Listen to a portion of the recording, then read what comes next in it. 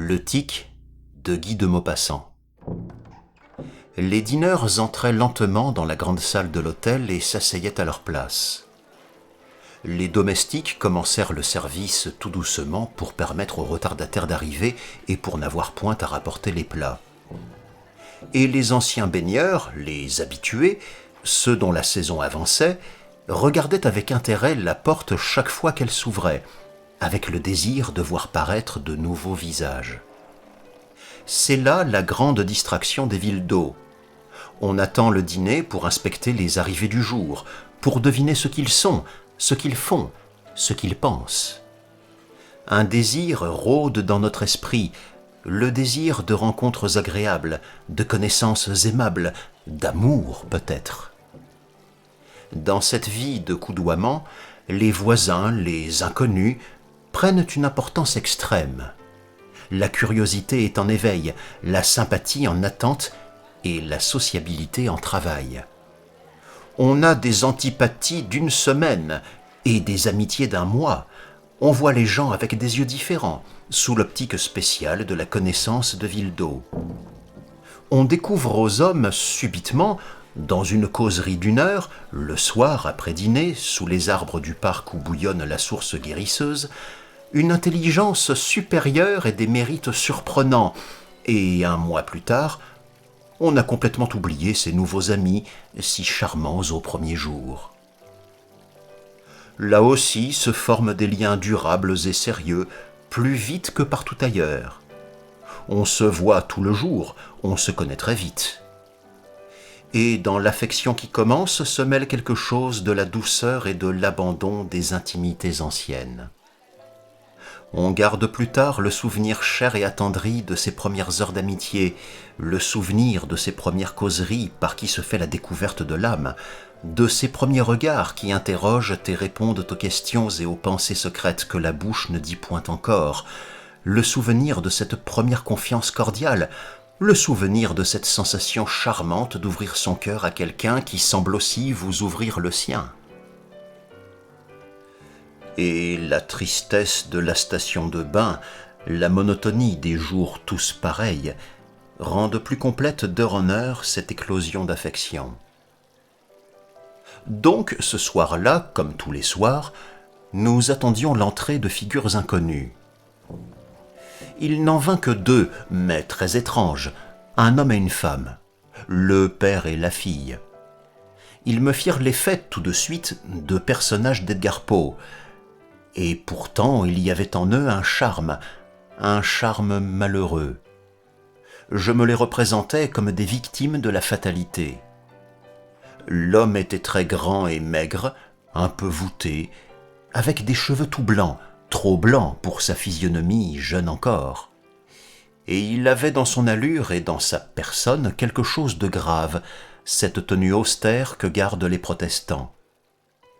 La fille, âgée peut-être de 24 ou 25 ans, était petite, fort maigre aussi, fort pâle, avec un air las, fatigué, accablé.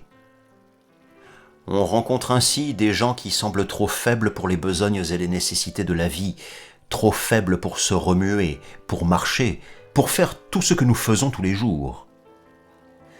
Elle était assez jolie, cette enfant, d'une beauté diaphane d'apparition. Et elle mangeait avec une extrême lenteur, comme si elle eût été presque incapable de mouvoir ses bras. C'était elle, assurément, qui venait prendre les os.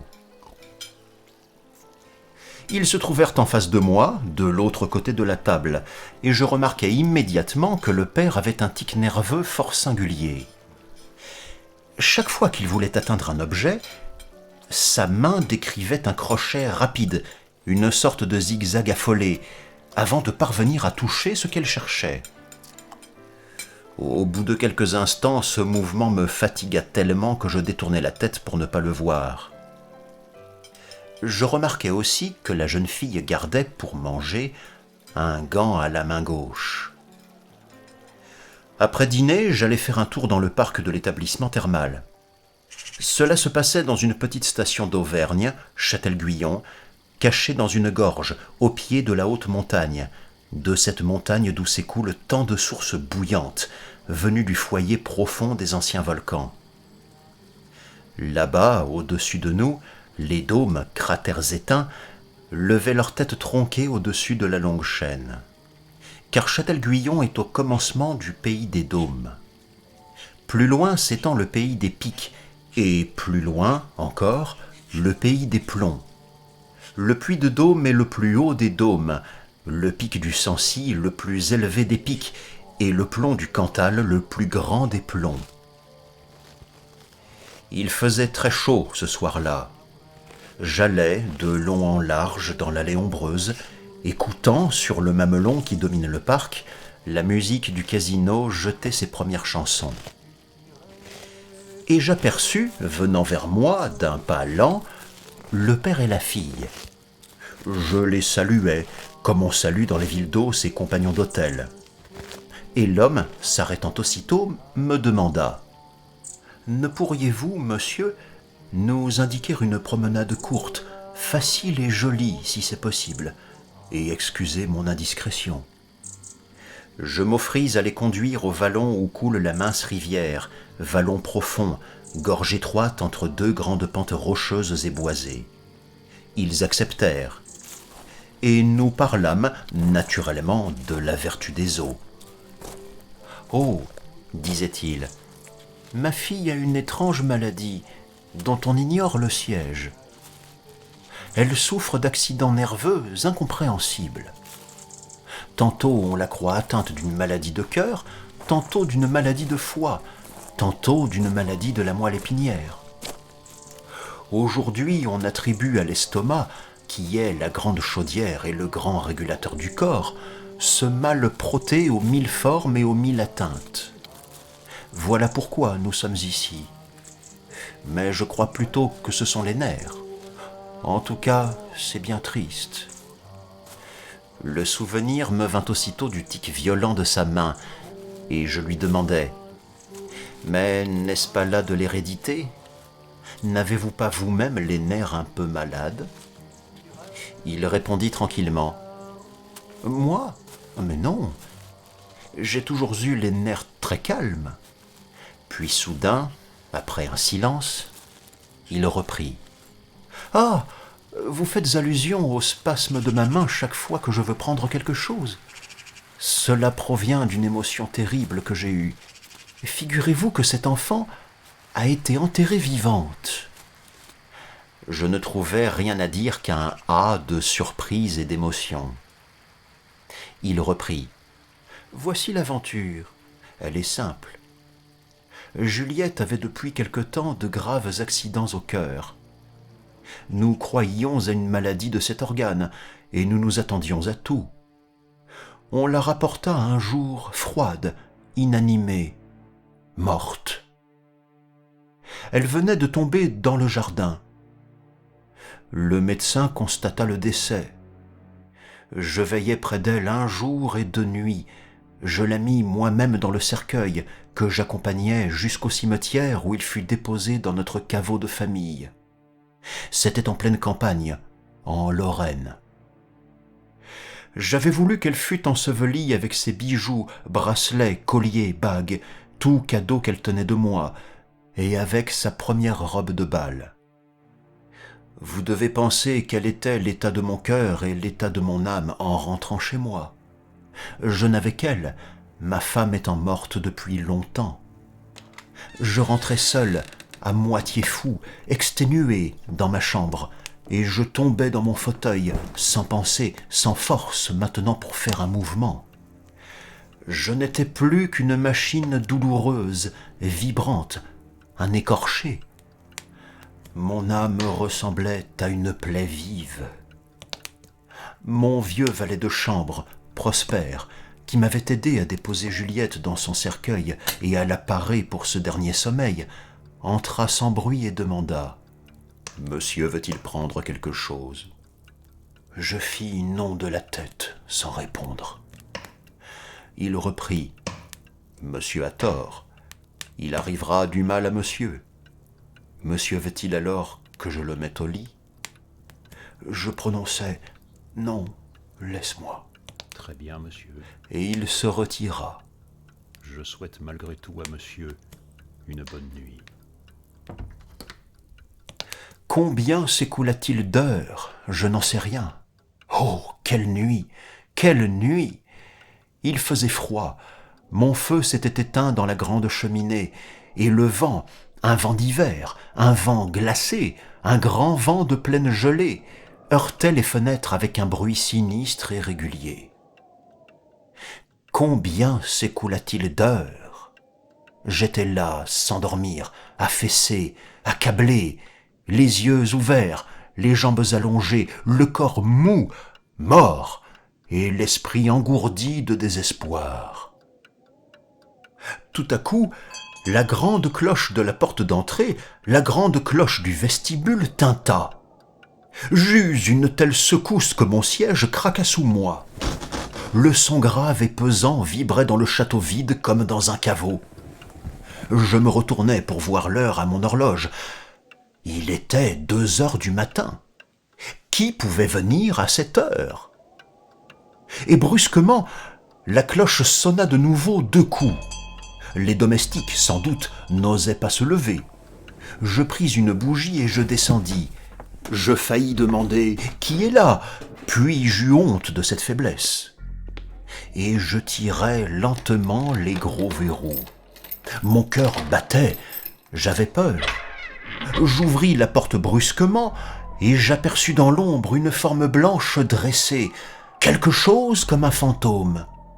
Je reculai, perclus d'angoisse, balbutiant « Qui êtes-vous » Une voix répondit « C'est moi, père. » Oh, c'était ma fille.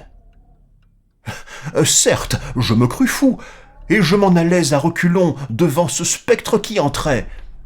Je m'en allais, faisant de la main, comme pour le chasser, ce geste que vous avez vu tout à l'heure, ce geste qui ne m'a plus quitté. L'apparition reprit « N'aie pas peur, papa, je n'étais pas morte.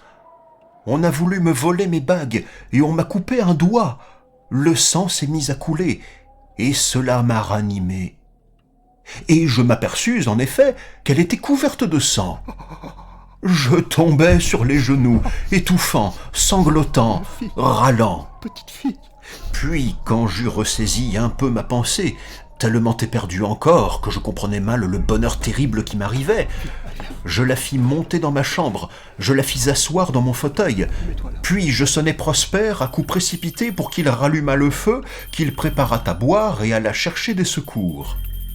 L'homme entra, regarda ma fille, ouvrit la bouche dans un spasme d'épouvante et d'horreur, puis tomba roi de mort sur le dos.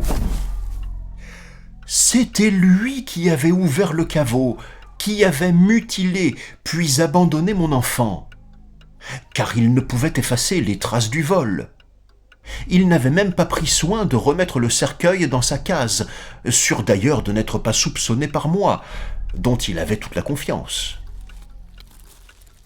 Vous voyez, monsieur, que nous sommes des gens bien malheureux.